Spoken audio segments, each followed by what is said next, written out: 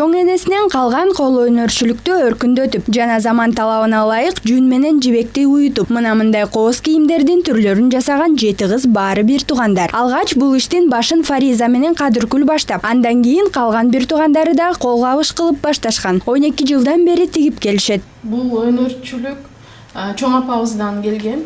Бул өнөрүбүз анткени чоң апабыз алагейс технологиясы менен алектенип көптөгөн жакшы буюмдарды жасаган кийизден. Андан кийин кийинки муунга берилет экен.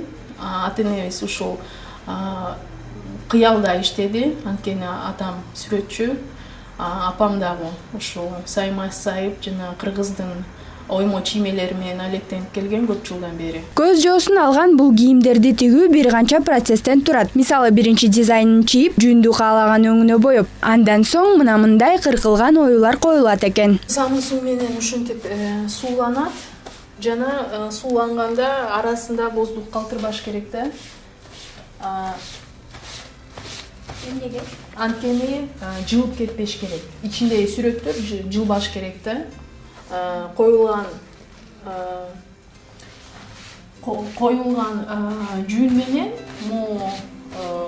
тартылган уютулган сүрөт, мисалы гүл түрүндө, бул болсо жылбаш керек да, ошого аракет кылыш керек. Жылдырбоого. Ошон үчүн биз болсо мынакей мунун четине алып кетебиз, воздуктун баарды. Сүрөбүз да. Ушинтип сүртүш керек.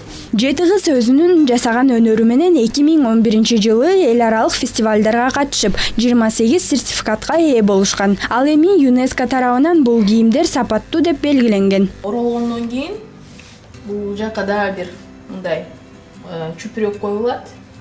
И вот так вот камыр жайгандай эле иленет да, иленет. Урматтуу телекөрүүчүлөр, көзүңүздөр көрүп турган бул көйнөктүн жасалуу процессине 3 күн убакыт талап кылынып, жана ошондой эле бул экологиялык жактан таза келген материалдан жасалат.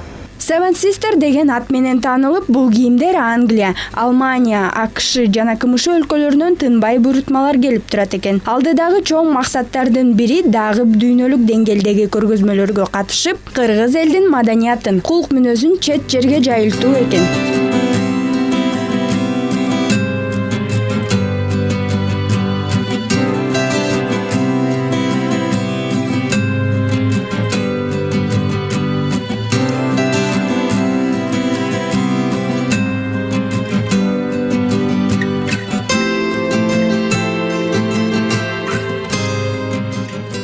Айзада Нурадилова, Гүлчора Казымкулов, Нью ТВ, таң маанай берүүсү.